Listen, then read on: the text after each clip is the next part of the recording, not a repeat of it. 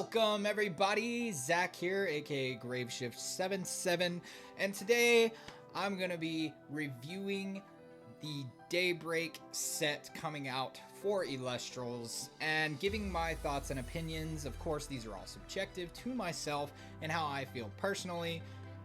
Take them with a grain of salt. You can think how you want to think, but I feel like we need to get into this. So, let's get into it. Daybreak. Beautiful, guys. We're all excited, right? I am. I know I am personally. All 8 spirits. This is awesome. My personal opinion, I love that we're getting a little bit, a sprinkle, a tidbit of Lunar in this set just to kind of give us a taste.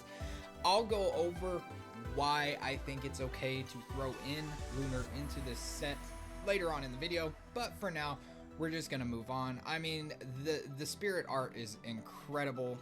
Johnny killed it. I love them so much. Look at Outloon, man. Outloon's so awesome. Oh, so great. All right, so we are in Solar to start things off, and it kicks off with Dratora. Dratora is the nexus of Drataya and Dratagwa. It is a Solar 2/4 Elestral that says you can Nexus 1 Solar, and when you do, you can return up to 2 Solar from your Underworld to your Spirit deck. So it's not an on-receive heal, it is a Nexus heal, which I think is really cool. I think it's really interesting. I think that's going to provide value in Solar in multiple different cases, and I like it. I think it's awesome. Stat line's not busted. It looks pretty sweet. I think it's pretty solid. And it's Ascension Lustragon, a 7/6 that states you can Nexus up to 3 Solars, spirits. When this Lustragon receives 1 or more Solar in a Nexus, you can target and destroy a card. Okay, so you can Nexus, but the receive effect is from a Nexus, not the Nexus from Lustragon. So you can pair this with your Dratora. You can pair this with Altar of Stars, Circle the Sky, and you can just pop off and destroy multiple cards in one turn, dude. This is gonna be kind of nutty. I'm excited to see what Lustragon does in the set, but I digress. Moving forward, we have the first starter Ascension line in Daybreak, Sundial. Guys, I love this Ascension line so much. It's so awesome. So Sundial is a 2/1 Solar. You can expend a Solar in order to enchant a water to your field. During your end phase, you can special ascend this Sundial to Nomadial from your hand or deck if it is water enchanted. So here's the thing with Sundial. You can use his effect in order to proc things like Dratagwa and heal to water. You can also not put the water on Sundial, but have a Poseidon in play and also Nexus from Poseidon onto Sundial, and he'll have the water, and then you can ascend him into Nomadial, which Nomadial is a 1 Solar, 1 Water, 5/6 Elestral that states you can expend a Solar and a Water in order to enchant a Solar or a Water from your Underworld to your field, and special ascend this Nomadial to Chronodial from your hand or deck. So you can get Nomadial out, use his effect, and then immediately have your Chronodial. It's a pretty awesome bridge Ascension, not gonna lie. Like, it's one of those that's more effective than others in the past. I really like the direction this one's going in. It's got a really solid stat line for a 2-drop. I like Nomadial, just the design is great. Daniel Ray is killing it as always. The effect is really cool. You can do some really cool things with it. You can proc your Dratagwa. You can proc things like your Lustragon if you've got a Lustragon out. I mean, that's kind of a long shot, but still, you know, this is a very turbo-faced. And then we get the water boss we have all been waiting for, Chronodial. Chronodial, an 8/14, 2 Water, 1 Solar Elestral. You can disenchant a water from this Chronodial in order to target and destroy a card. While you have at least 6 enchanting, solar, or water, This Chronodile cannot be targeted by opponent's card effects. Dude, this is Voltempest, but better, in my opinion. I love the fact that you have multiple ways to get... You can turbo out this Chronodile easily and have it loaded with spirits, like easily, like paired with like Aetheros, Poseidon, Altar of Stars, Circle of the Sky. You can do some crazy turboing with this Chronodile, have him loaded with spirits. On top of your Divine or your Poseidon, you might have a Trident on board as well that has spirits on the board. Get that water off the Chronodile, target destroy a card, and it cannot be targeted by card effects. So it is immune to the dreaded Gorgon's Gaze. It is immune to the dreaded PTA. It is immune to the dreaded Earthquake, Laurels, you name it. Cannot be targeted, guys. I love this thing so much. This is like, it's so amazing. I can't get over it. I'm gonna be running Chronodile Water Nexus just like immediately.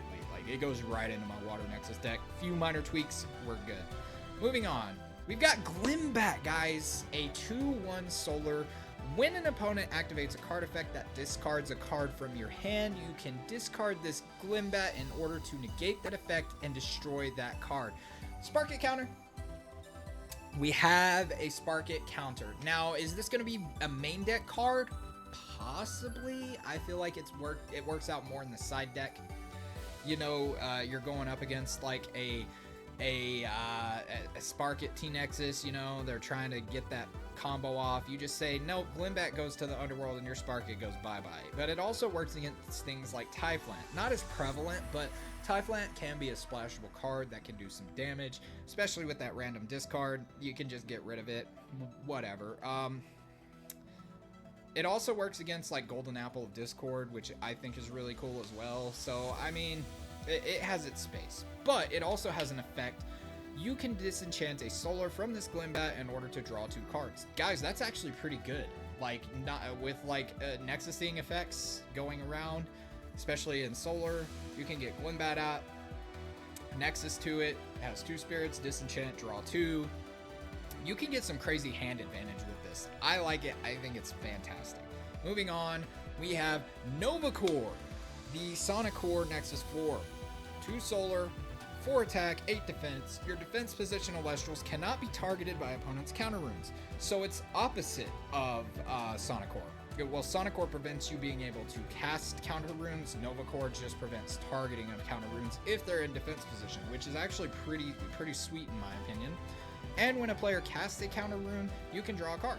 So if they're responding to stuff, they can use like a Shield of Achilles, a Tsunami, stuff like that to get rid of other stuff. If Novacore's sitting here, you just consistently get to draw cards, guys. I think that's pretty huge. I feel like people underestimate the value of defensive play in Elestrals. Most people want to go like aggro, like strong pushes, get those attacks in, all that. I feel like stall defense is a really relevant way to play in this game, and I love it. One of my biggest theories is, or the best offense is good defense. I love that. Novacore signifies that. I'm on board for it. I think it's awesome. Moving forward, we got Nebuleo. Okay, Kinleo's Nexus form, a 2/1 solar. This Nebuleo gets +1 attack for each enchanting solar on the field. Okay, Cryoling effect much, guys? Maybe not Underworld, but like on the field, you can stack Nebuleo to be a pretty strong attacker on its own. Just saying. You can foretell 4. Okay, foretell is a new effect being introduced in the game, a new mechanic. You take however many it says foretell for, so in this case it's 4, so you're going to take the top 4 cards from your deck. You're going to show them to your opponent first and foremost, but then you get to take those and put them on the top of your deck in any order. So you get to deck manipulate and you get to pull whatever you want. Now people argue, well, your opponent gets to see what cards you have. Yeah, but they don't know what card you're putting on top of your deck first. They could be expecting one thing and you can flip out another thing, right? I digress. Anyways, moving on with Nebuleo. You can foretell 4 and add any number of Nebuleo, Leobright, Celestleo, and or First Light foretold this way to your hand. So you can foretell 4 And if you see First Light, Nebuleo, Leo Bright, Celestleo, you can just add those to your hand. Like, that's crazy, man. Like, you can just get crazy hand advantage, and your opponent knows what you have in your hand. But that, I mean, we're gonna move on with the line, and we're gonna say why I don't care, right? All right. So Nebuleo ascends into Leo Bright, a 2-cost Solar Elestral. 7/5. You can foretell 4. You may special ascend this Leo Bright to a Celestleo foretold this way. Oh, guys, this is crazy. You can immediately go from Leo Bright to Celestleo if you foretell him. That's insane, man. That is absolutely insane. I think it's crazy. And a 7 stat line is amazing. A 7/5 at that. So even if it gets tsunamied in an attack, it's still got a 5 booty, guys. That's still pretty good defense. All right. But now we're going to talk about Celestleo, the boss. A 13/10 3-cost Solar Elestral. You can foretell 4 and add each Solar Elestral foretold this way to your hand. Then you may destroy cards on the field up to the number of cards added to your hand this way. Guys, it's not a target.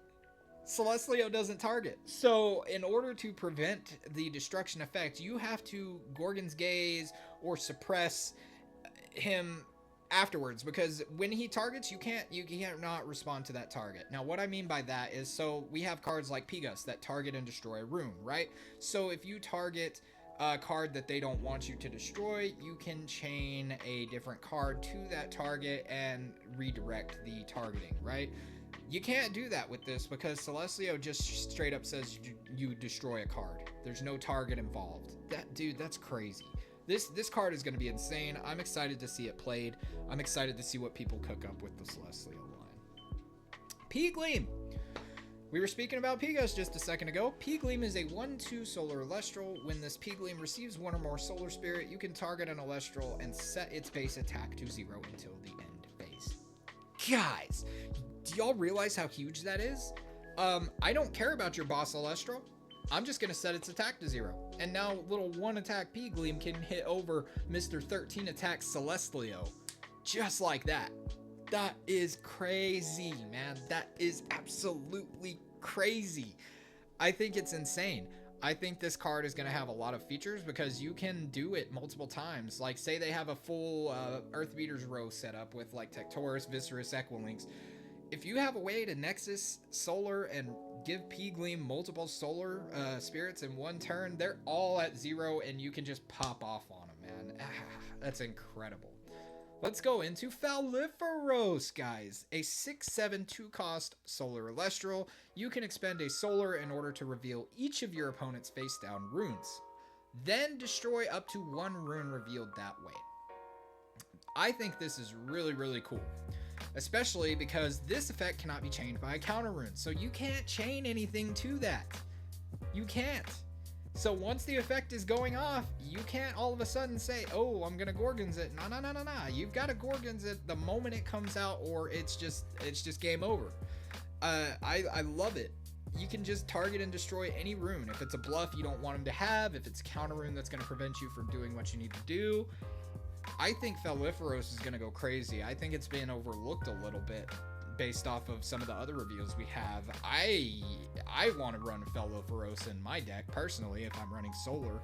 I think Falliferos adds a lot of potential to like just more back row removal, guys, like which the meta game is based off of. Your deck depends on what you have in your rune slots. So those runes dictate the meta. Having more ways to deal with that is incredible. I love it.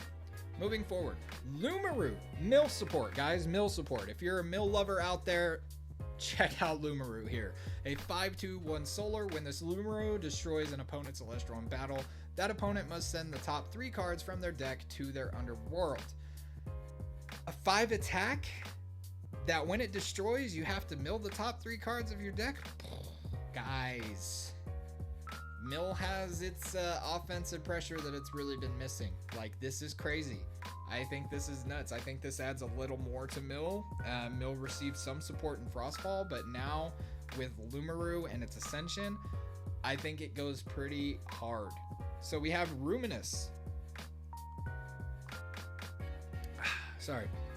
Coffee. Ruminous. 2 cost, solar Elestral, 7/4. When this Ruminous deals damage to an opponent, they must send the top 3 cards from their deck to their underworld for each spirit they expended. So immediately, it's a mill. If Ruminous does damage, then they have to send the top 6 cards of their deck to their underworld, guys. Eee, that's scary, man. If you don't have a way to get around this Ruminous, you're just gonna lose your deck quick. It's gonna snowball really quickly. I like this idea. Personally, I think Mill is better run defensively because Mill's main goal is to stall out and just get rid of your deck until you have nothing to draw and you win the deck out. But I love the addition of these Mill supporters that are aggro. So if you like to run aggro, which I've stated a lot of people do in Elestrals, this is for you, man. It's gonna be pretty crazy. Soul Bell. Okay, guys, I'm excited. We get cows in Elestrals, and they're good, man. Look at it's adorable, man. Malm's killed it with the art on Soul Bell. This is a 1/4 solar Elestral.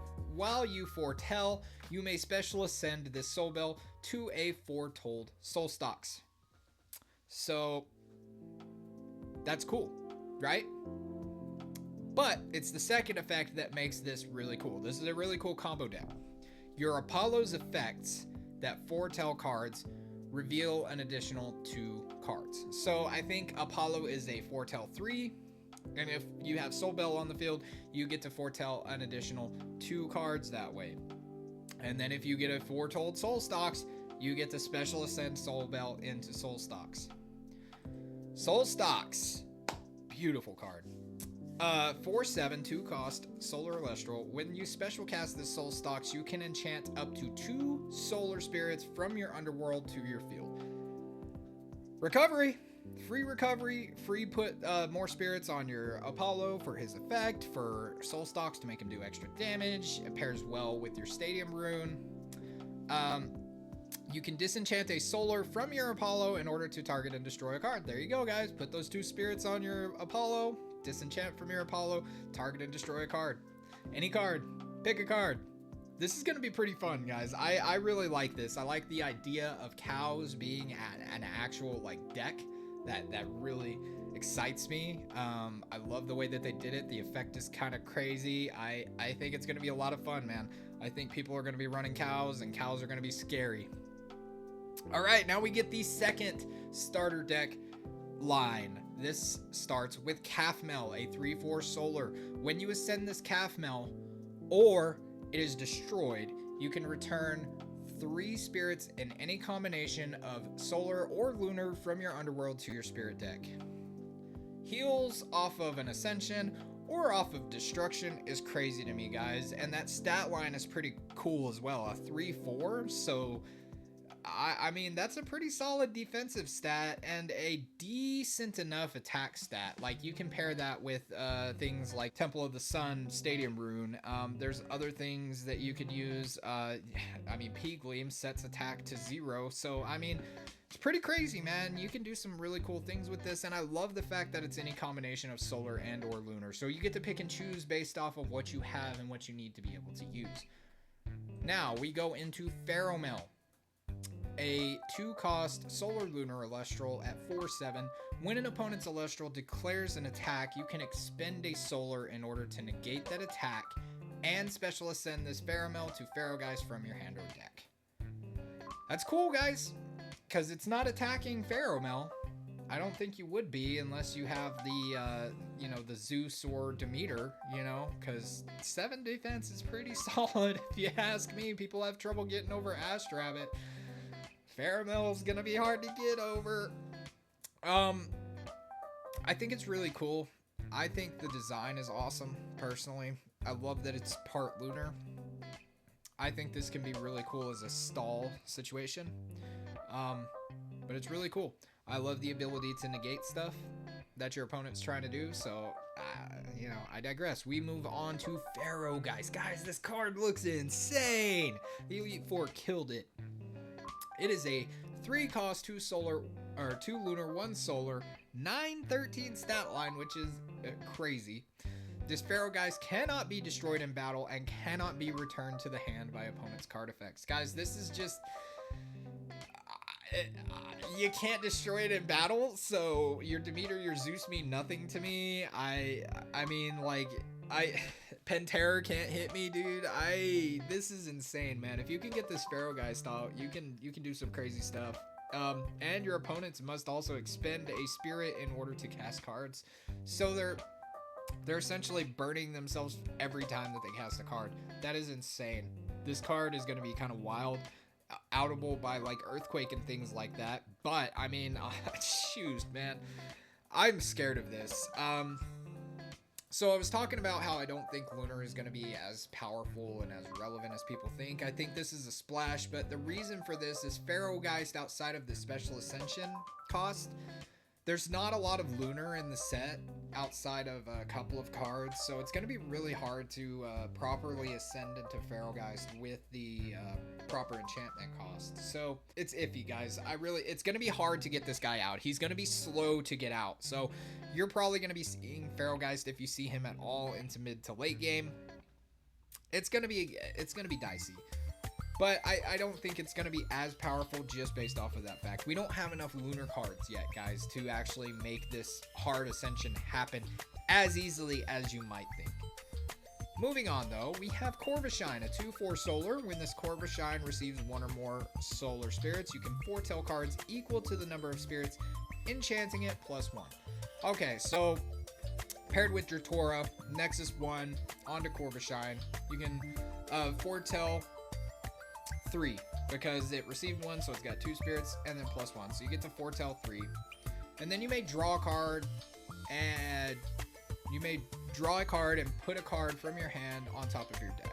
So deck manipulation, you can pull this one, put this one back. I don't want this one right now, I need this one right now. So it's really cool. I think it's got some cool potential, so real easily to get what you want when you want it. I love that. I think it's awesome. I think this is going to be a staple in a lot of foretell decks. Moving on, Plucky, guys. I love Plucky. This is Elechick, just in solar. A 1/4. When you normal cast this Plucky, you can search your deck for a Divine Rune and add it to your hand. I love the stat line. Like I said, I love the design of it. Bromo Jumbo killed it. I love Plucky. It's going to replace Elechick in quite a few of my decks, personally. I just love the stat line a lot more. And it synergizes a lot better with stuff like Water, which I really enjoy. Exaltus. This is the one everybody's excited about. So it's a 3/2/1 solar Elestral. You can Nexus up to 2. And when you do, you can search your deck for an ethereal Elestral and add it to your hand. So if y'all go through and y'all look at the ethereal Elestrals, guys, there's quite a few. And quite a few relevant ones at that. Galaxy's an ethereal Elestral. Astrabbit's an ethereal Elestral. And there's a few others. You'll have to go through the list yourself. There's quite a few. This is pretty crazy. You can search specifically for something that you need outside of specific card name. It's just an ethereal Elestral, which is this little symbol right here and this little symbol down here on the bottom of your cards. So yeah, just go through your cards, find this little symbol. That's an ethereal Elestral. You'll be amazed with the amount of cards that you can pull with Exaltus. Moving on, Cybermal. This is the Nexus form of Cyprong. 4/1 solar. When you cast this Cybermal, you can search your deck for a Golden Fleece and cast it, empowering this Cybermal.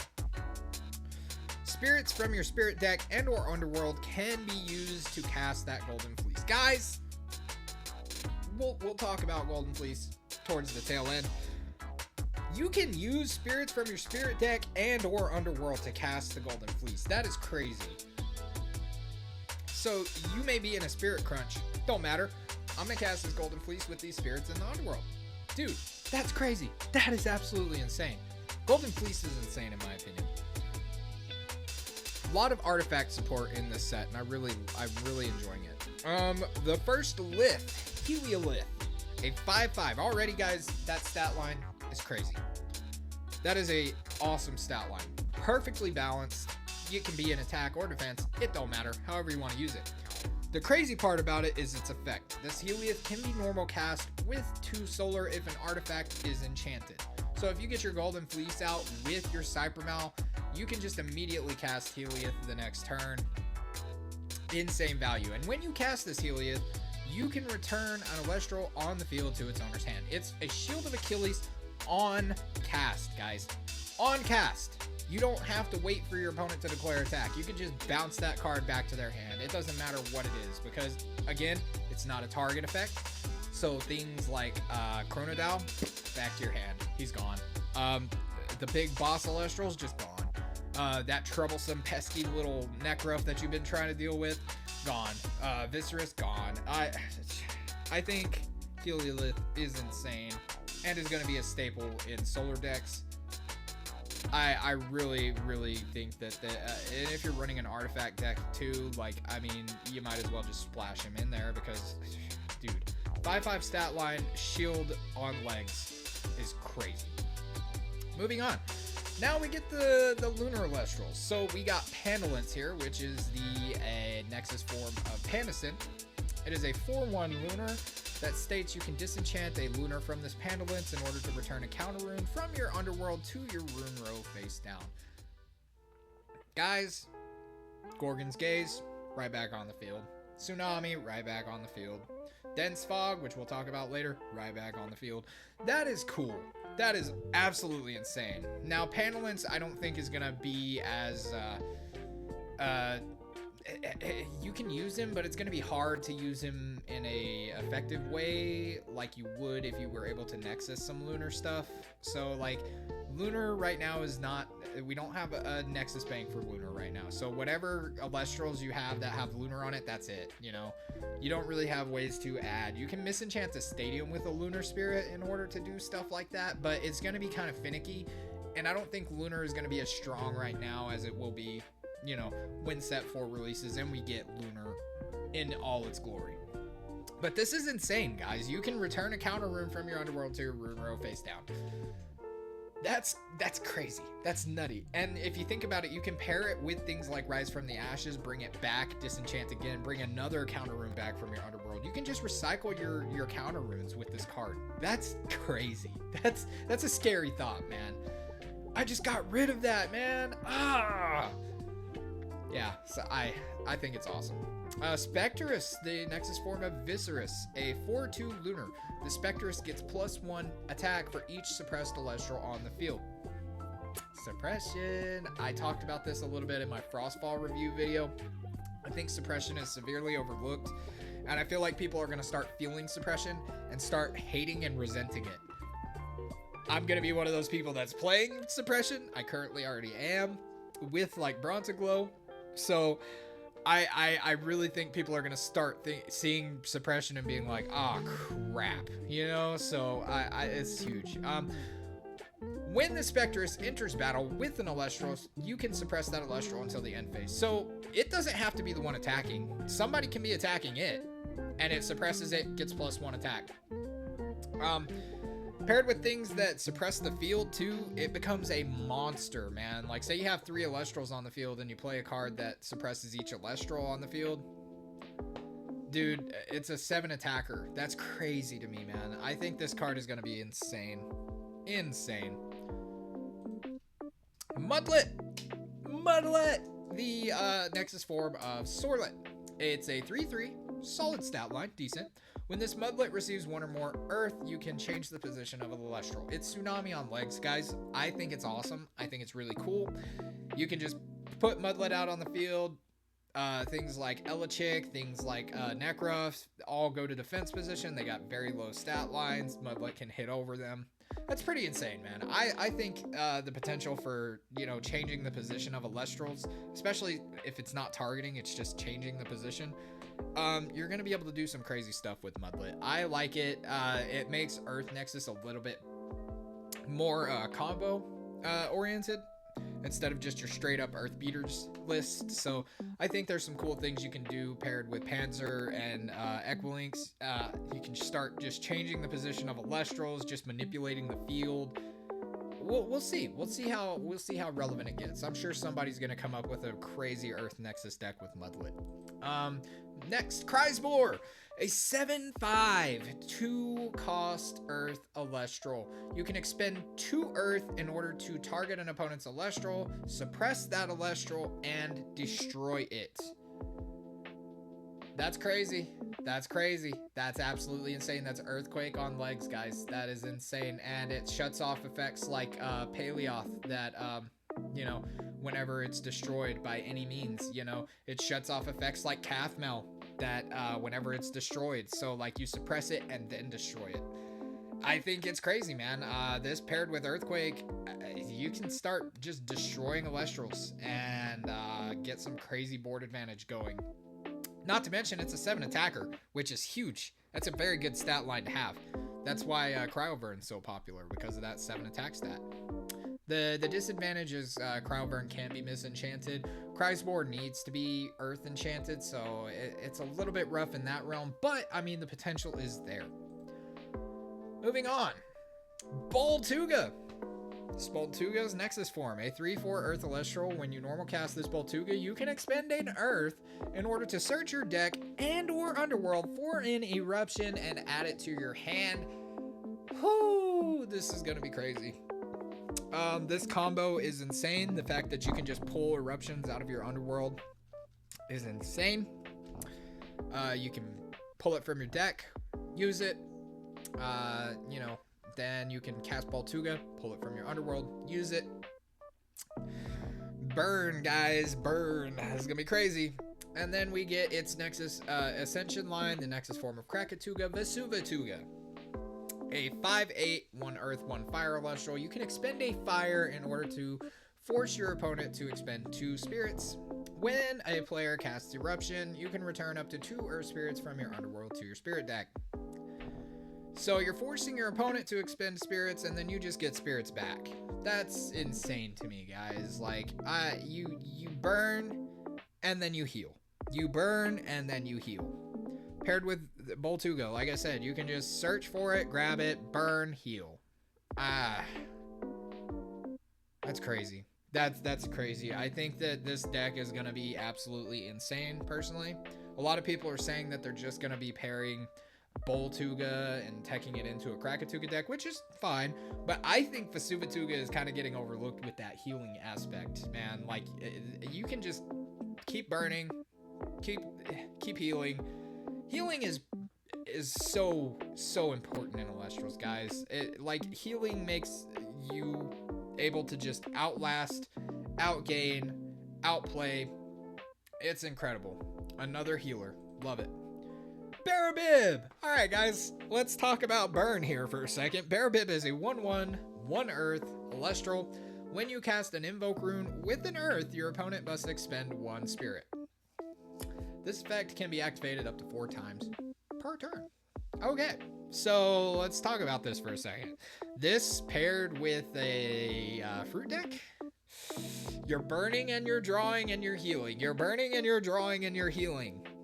You're getting insane advantage over your opponent. And the fact that you can burn up to 4 times per turn is incredible, guys. And then when you cast Mudslide, you can special ascend this Barabib to Barabog from your hand or deck. That's right. Barabog gets a reprint in Daybreak. There he is in all of his capybara glory. Chilling there with the cutest little Elestral Barabib. You know what he does. Opponent casts a card without a Earth or Water, they must expend 1. So even more burn Barabog potential. I think it's pretty high. I really do. I think that Barabog is gonna... People are gonna build a Barabog burn deck / eruption deck, and it's gonna be very annoying, and you're gonna wish it didn't exist. Moving on. Fire! Shrooms, guys. Shrooms. Fun Guide. Fun Guide is a 1/1, 1 Fire Elestral that states your Elestrals cannot be attacked except for this Fun Guide. Okay, let's just stop right there. If you get 2 Fun Guides on the field, guys, you can't be attacked over. They cannot attack you. They're just locked out of being out of battle. They can no longer battle you if you get 2 Fun Guides out. That is insane. When a player casts Follow the Wisps, you can special cast a Brontowisp from your hand or deck. Love it. Brontowisp. A 6/5, 1 Fire, 1 Lunar. You can disenchant a fire from your fun guide in order to target and destroy a rune. That's pretty cool, guys. That's pretty hype. And when an Elestral on your field is destroyed in battle, you can expend a fire in order to special cast a fun guide from your underworld. So this is where it's going to get a little bit kind of tricky. A little bit. This is kind of a little bit much to wrap your head around. There's a lot going on with Bronze Wisp here. So you can disenchant your fun guide, target, destroy a rune, right? When an Elestral on your field is destroyed in battle, you can expend a fire in order to special cast a fun guide from your underworld. So you can destroy that back row, and then say you have a small Elestral that's just been kind of stalling there. You can then put him into attack, destroy himself, expend a fire, special cast the fun guide, and then fun guide is the only one that can be attacked. I mean, there's some really cool, weird things you can do here. I'm excited for it. I mean, I love Bronzeglow. I'm pretty sure I'm gonna love Bronze Wisp as well. The fact that it's fire too makes it opens up the potential for in-element Lavaliths, in-element chains, so you can then tech in other cards that are outside of element, like Earthquake a lot easier, like Tsunamis a lot easier. I think this is going to be a really fun and cool deck, and I'm excited to mess around with it. Rummikole, a 2/2/1 fire, the Nexus form of Rummagem. When you normal cast this Rummikole, you can search your deck for a Stadium Rune or a Stoke the Forge and add it to your hand. A search for a search, just kind of I think it's more so for the Volcanic Forge besides the Stoke the Forge, because you cast the Rummikole to search for the Stoke, then you cast the Stoke to search for another Elestral.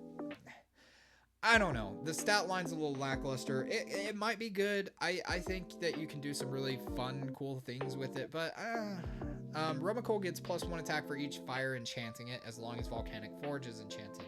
Okay, so there's the reason why I think Volcanic Forge is what you want to grab with this over Stoke the Forge, because you get Volcanic Forge out, it gets +1/+1, then it gets an extra attack for each fire enchanting it if the Volcanic Forge is enchanted, so it immediately just right out the gate just goes up to a 4 attack. So that's pretty solid, not gonna lie, but that's a lot to do just to get a 4 attacker on the board, and I'm not sold on it, but I'm not really a fire player, so I don't really know exactly how this helps.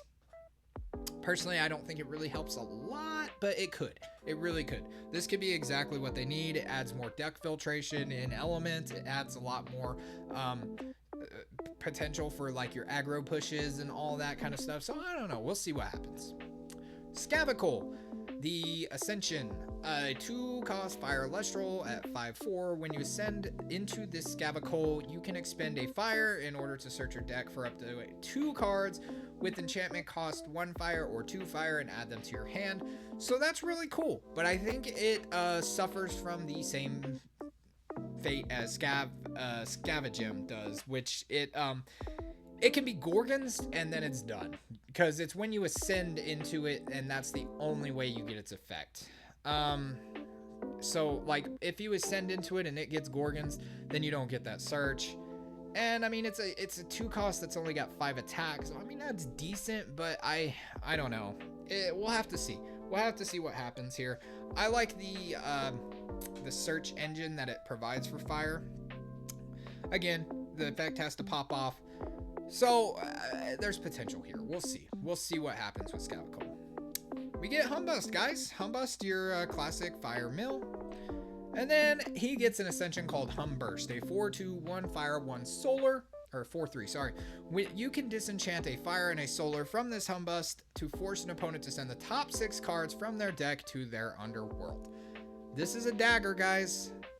I think the stat line is lackluster for a 2-drop, but that effect makes more than up for it, because like if you've been dishing out stuff with your Humbust the whole game, they're milling the cards from the top of their deck. They're down to like the last 10 cards in their deck. You just throw Humburst out, get rid of him, they mill the top 6, and now they're left with a lot less cards in their deck than they would like to, and they are on a time crunch. So I think it could be cool. I think there's potential for it. Like I said, I feel like Mill got the support that it needed a little bit more in Daybreak, so we're just gonna have to see what those Mill players cook up. All right, moving on, we have Ash Rabbit, the Nexus form of Ash Rabbit. Same stat line, just a fire, When this Ash Rabbit receives one or more fire, you can target 3 cards in your underworld, then an opponent chooses one of them, return that card to your hand or spirit deck. So early game, you're going to be using it to heal. Mid to late game, you're going to be using it to force your opponent to choose something they do not want to choose. For instance, you throw this into a fruit deck, you can then get back those Ambrosias. You can then get back those cornucopias. Or if you're running Fruit Boom, which is what I would do, you can choose, say, Eruption, Ambrosia, Eruption.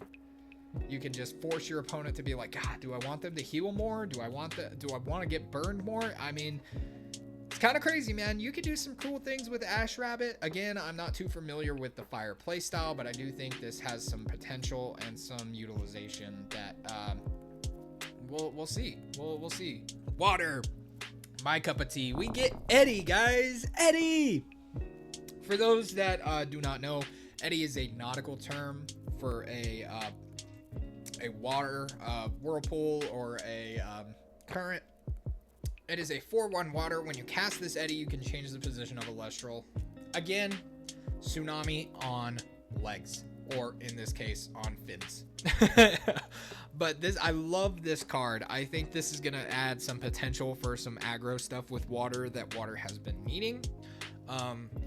The only downside is it's counterintuitive with Galaxy, so you got to watch out for that if that's the way you're wanting to play. And when a player casts Rock in a hard place, you can special ascend this Eddy to Kuribus from your hand or deck. And let's talk about Kuribus. We'll talk about Rock in a hard place here in a minute. Kuribus, a 9/2 2-cost water. You can disenchant 2 water from your field in order to destroy a card. Again, no targeting. They don't have that response. If it is destroyed this way, return a spirit from your underworld to your spirit deck up to the number of spirits that were enchanting that card. If they've got a divine on the field loaded up with spirits, guys, get rid of it, and then all of a sudden you just get those spirits right back. Kind of crazy. The only downside I see to it, and I've talked to other people about this as well, is it brings those spirits back to the spirit deck and not to the field. So you're only going to be limited with the amount of times you can activate this effect, right? Because, yeah, you're going to disenchant, they'll send to the underworld, and they'll go back to your spirit deck, so it's kind of a free play in that sense, but you can only use it so many times, right? So that's kind of where we're at with Kuribus. The upside to this is it's got a 9 attack for a 2-drop, guys. That is insane. That means that Zeus won't be able to get over it unless you've got something strong out, like a 7 attacker. Demir won't be able to hit over it unless you've got like a swarm of Viscerus. You know, that stat line is very scary. I think it's awesome. I think this is cool. Aggro water, another way for removing cards on the field. I like it. I think this is awesome. Plus the design is wicked. Look at that, guys. Porcutide. I love this card, guys. I love this little guy. The design is great. Of course, it's by Mounds.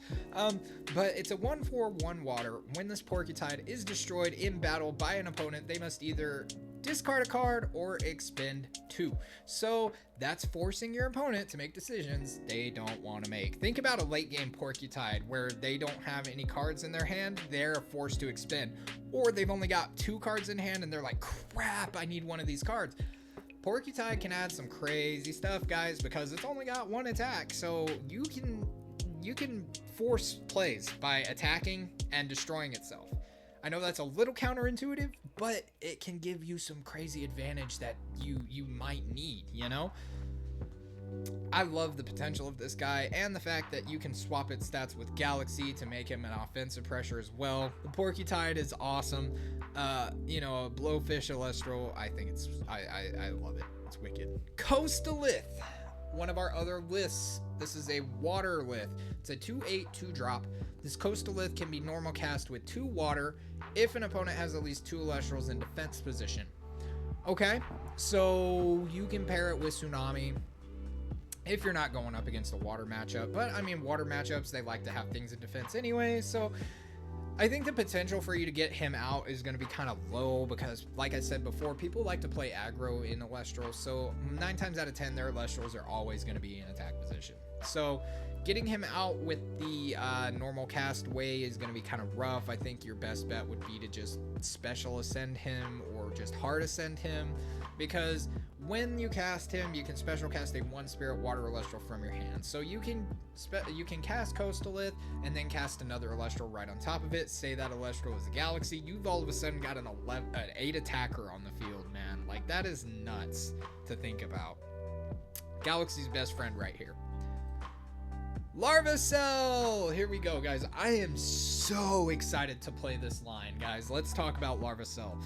A 3/1 Thunder Elestral. You can Nexus a Thunder or a Solar, and when this Larvacell receives 1 or more Solar, you can Special Ascend it to Anacell from your hand or deck. So we've got another Nexuser in Thunder, which is kind of cool, and it's also a hybrid, so you can also use it to Nexus a Solar to get some Solar effects as well. So there's a lot of cool plays that you can make with this, to where you can throw it into a deck with like the Dratora engine as well, to have kind of like this really cool back and forth kind of effect. I mean, the stat line's not too bad. I mean, 3 attack is, yeah, but that's not bad, especially for the effect that it gets. You get to Special Ascend into Anacell, a 2 cost, 1 Thunder, 1 Solar, 4/4 Elestral. You can expend 2 Solar in order to Special Ascend this Anacell to Phosphocell from your hand or deck. Okay, guys, think about this for a second. Nexus with Larvacell. He gets a Solar. You can Special Ascend into Anacell. Now Anacell is gonna have 3 spirits on it. No, yeah, 3 spirits on him. Anacell expends 2. You get the Special Ascend into Phosphocell. So you can get a turn 1 Phosphocell on the board. Turn 1 Boss Elestral on the board to force some really early pressure on your opponents. When you cast a rune with a Solar, you can enchant a Thunder from your underworld to this Anacell. So the effects are kind of like flip-flopped, right? So you have multiple things you can do here. So you can get your Anacell out from your Larvacell, cast a rune with a Solar, like an Ambrosia, to heal back some stuff. Like you can cast a Nog. There's multiple things you can do. You can cast them, all kinds of things. Then enchant the Thunder to him. So now instead of 3 spirits, he's got 4 spirits. You get to Special Ascend into Phosphocell. A 7/4, 2 Thunder, 1 Solar. It gets +1 attack for each Solar enchanting it. So if you do what you were doing to get to Phosphocell, you can get a 6 spirit Phosphocell out on the board, guys. And he's gonna get more attack for each Solar enchanting it. And then you can disenchant 2 Thunder from this Phosphocell in order to destroy a rune. Again, no targeting. They cannot respond to the target, or they cannot respond to whatever you decide to destroy. And when it receives 1 or more Solar, you can enchant up to 2 Thunder Spirits from your underworld to it. So you disenchant 2, use Nexusing from Dratora, even like Altar of Stars, Circle the Sky even, get more Thunder on it. Just, you can crazily just pop stuff. Like, just, and the design is incredible, guys. Moving on, Fulgaris, the Nexus form of Volcaries. So a 2/3 Thunder, it gets +2 attack for each Thunder enchanted rune on your field. Okay, so ideally you want Mount Olympus and Zeus, so that'll give him +4. Then you get another 1 from the Mount Olympus, so he'll be at a 7 attack. That's actually pretty strong, really aggressive for Thunder, but it's very dependent on if you have those cards on the field. Thunderbolt of Zeus, maybe, I don't know. I don't think Thunderbolt is good enough to run in a deck, but if you're running a Fulgaris deck based around it, it might actually be pretty awesome. I don't know. I'm excited to see what people do with it and how they decide to play it, especially with the focus on artifact runes in this set, which we'll talk about in a little bit. Moving on. Arcolith, the 3rd and last Lith from Daybreak. It is a 6/4, 2 Thunder. This Arcolith can be normal cast with 2 Thunder if an opponent has at least 2 Elestrals in attack position. This is why Arcolith is better than Coastalith, because more than likely your opponent is going to have 2 Elestrals in attack position 9 times out of 10. When you cast this Arcolith, you can enchant up to 3 Thunder Spirits from your underworld to your field. You can spread that out however you want. You can put a spirit, all 3 on Arcolith, make him have 5 spirits on him. That's crazy. You can spread it out. You can add 1 to your Zeus, add 1 to your Spark, or add 1 to your Astrabbit, add 1 to Toxion. Proc those effects. The crazy things that Arcolith adds to Thunder is insane. I know people are gonna say, oh, it's an automatic in T-Nexus. Sure, fine. Think about aggro for a second, guys. Think about Arcolith paired with Phosphocell. Look at the potential there. Phosphocell already loaded up with spirits. Arcolith comes out, you load even more spirits on him. You just get to continue to pop and destroy cards with Phosphocell. This in Bronze Glow goes hard too because it is very expensive and it's just a way to recycle your spirits, get stronger, do some crazy things. Arcolith is insane, guys. Moving on, we're in Wind. Verituka, a 3/1 Wind Nexus of Veritaqua.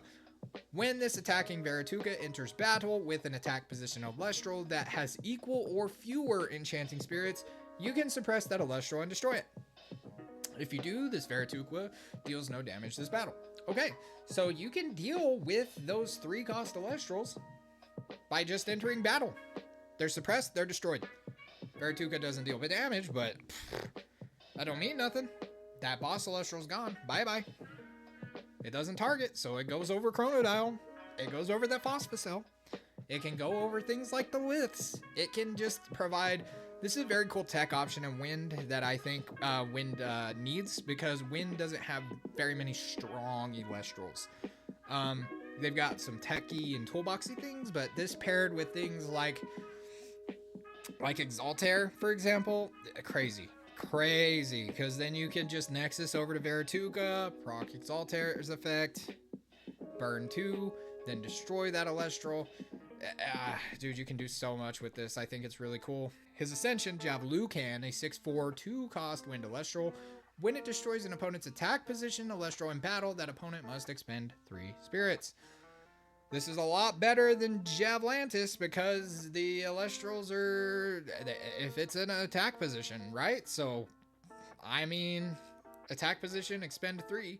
If they've got a 1-cost Elestral and you destroy it, that's 4 spirits of damage. On top of whatever damage you did with Exaltair, you can potentially put more spirits on Javelucan, do even more damage, guys. The potential here is crazy.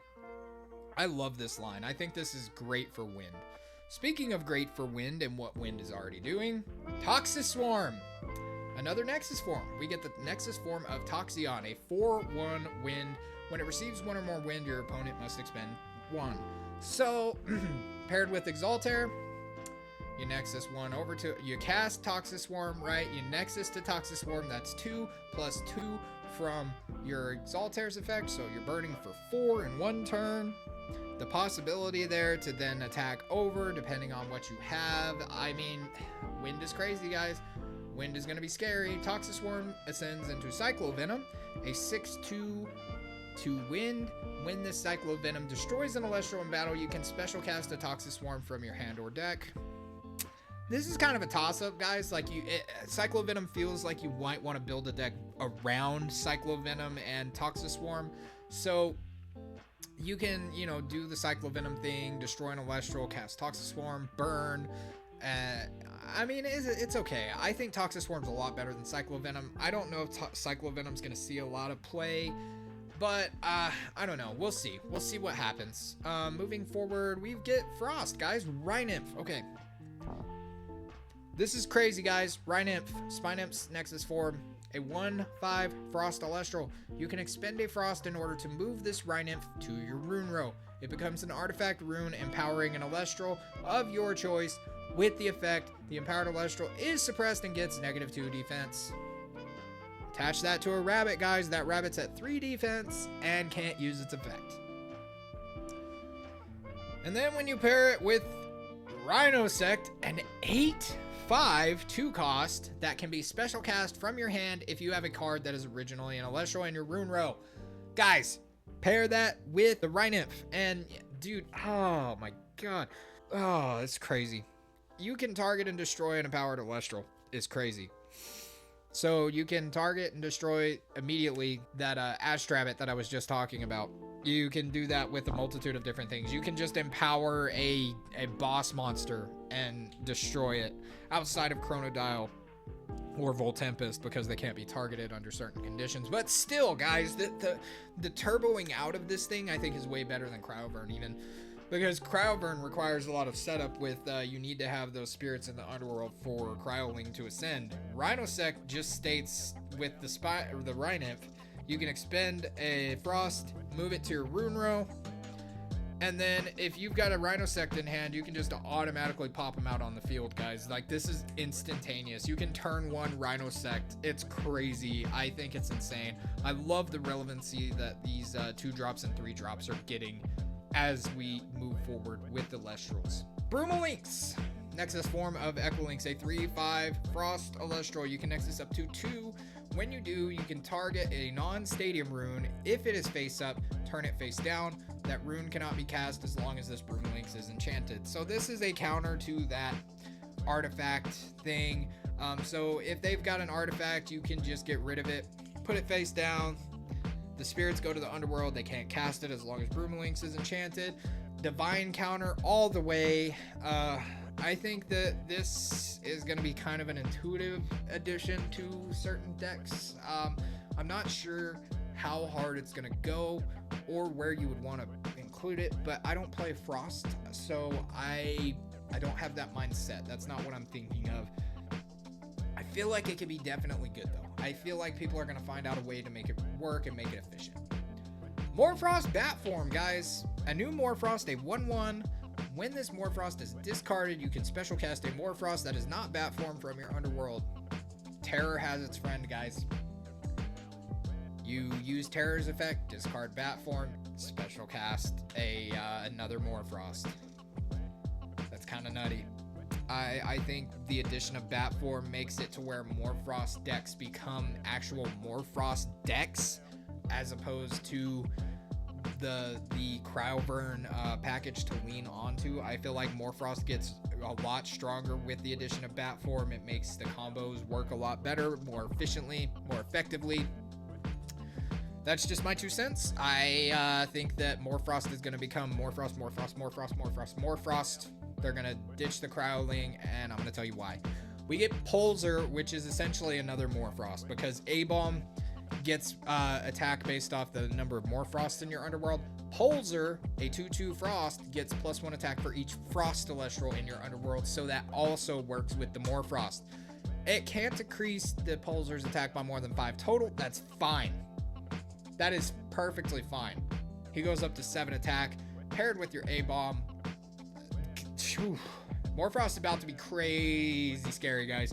Morfrost is about to get insane because these are all 1-drop cards that can easily do something and easily put on heavy offensive pressure really fast. So you've got to answer it really fast. You've got to have something in your back pocket that can counter this. I think it's great. Moving forward, Apollo. We've made it to the runes, the Divine of Solar. So Apollo states, when you cast this Apollo, you can enchant up to 3 solar to it.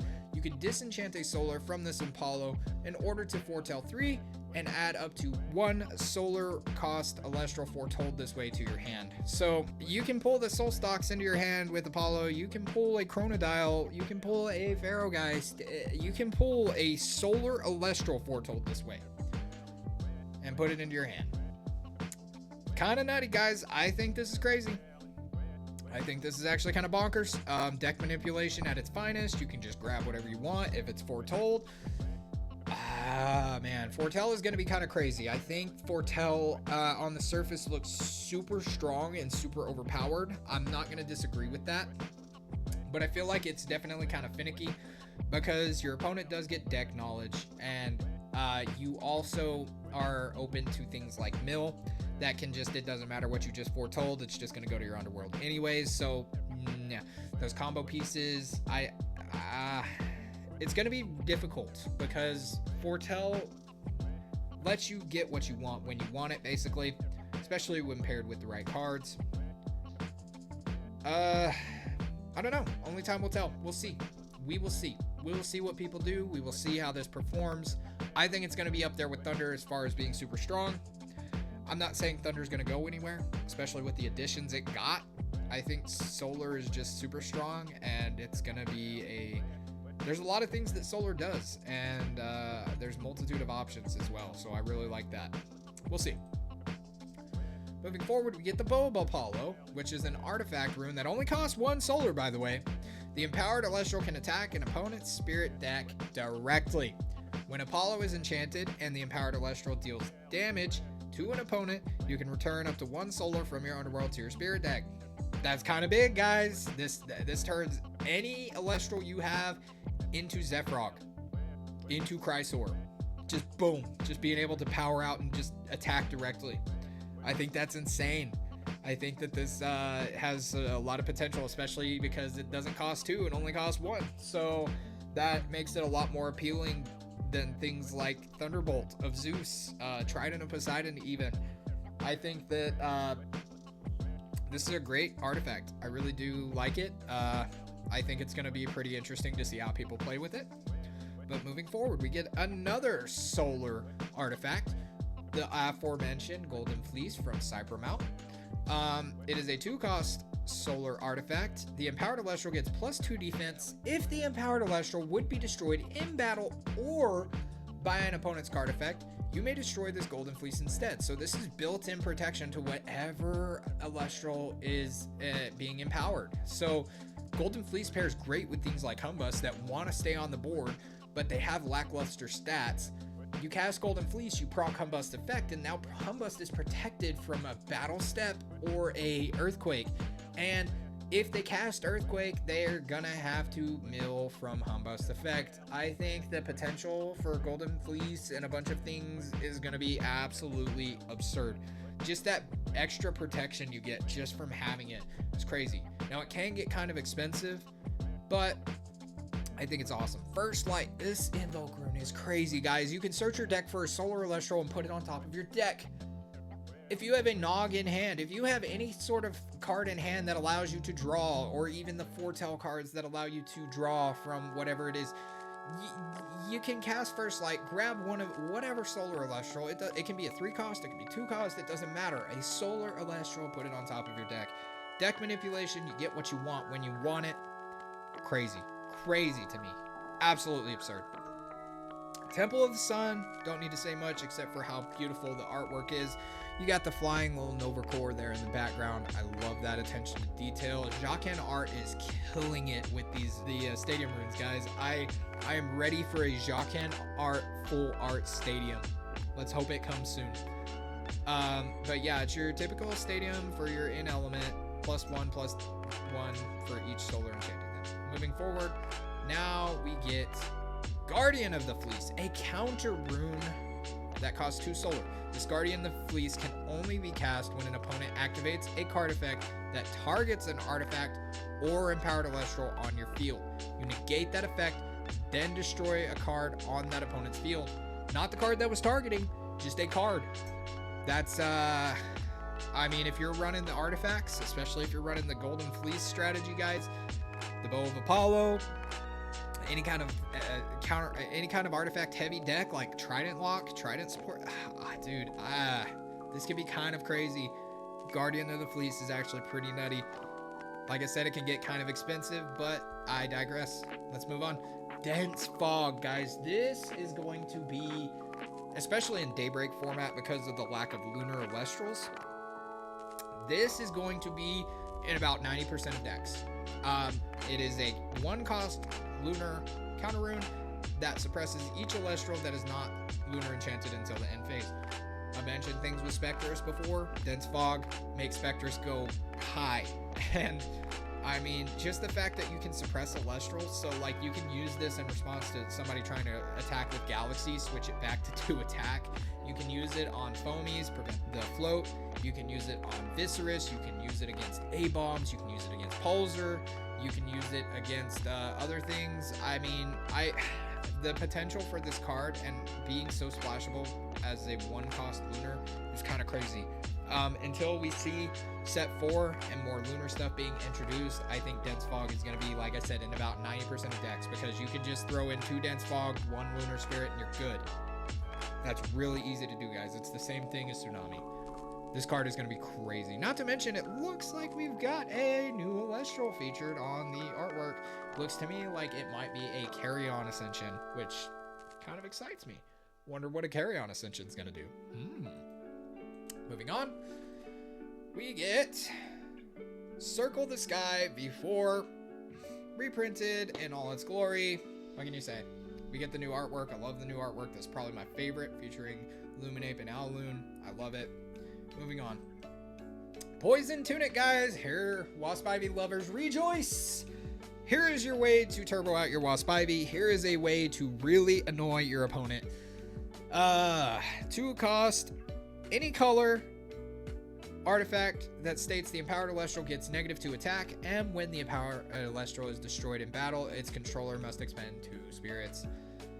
Whoo, guys, whoo! Poison Tunic, you got your Psy Nectar on field.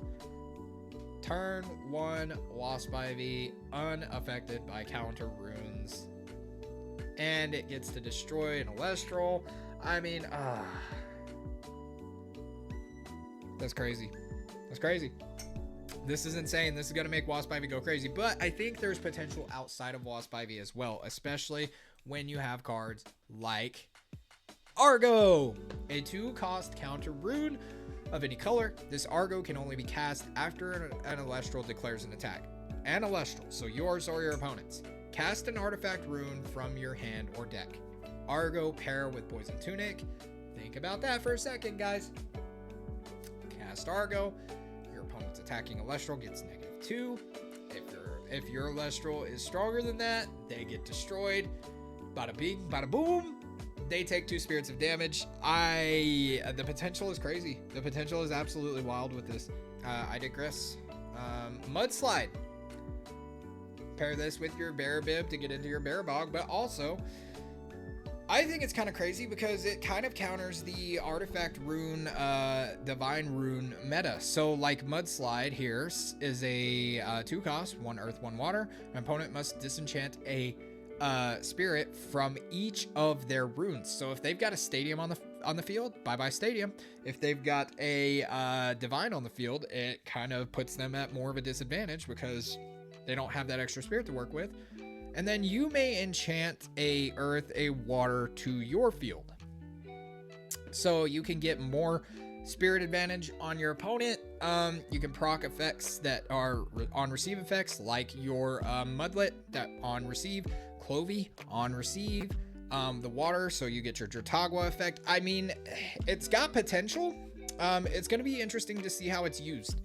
I like it as a different kind of option for a different kind of deck archetype, and I feel like we're going to see a lot of diversity in Daybreak because of things like this. Rock in a Hard Place. This is my favorite new rune, personally. Rock in a Hard Place. A invoke 1 water, 1 lunar. This Rock in a Hard Place is cast cannot be chained by counter runes. One of my favorite statements that has been made in Elestral. Cannot be chained by counter runes makes it to where you can do whatever you want to do without your opponent being able to interfere, and I love that. You can target a rune and an Elestral on an opponent's field, and that opponent destroys one of them. So you are forcing your opponent to make a choice they do not want to make. It might be easy in some cases, depending on which ones you choose.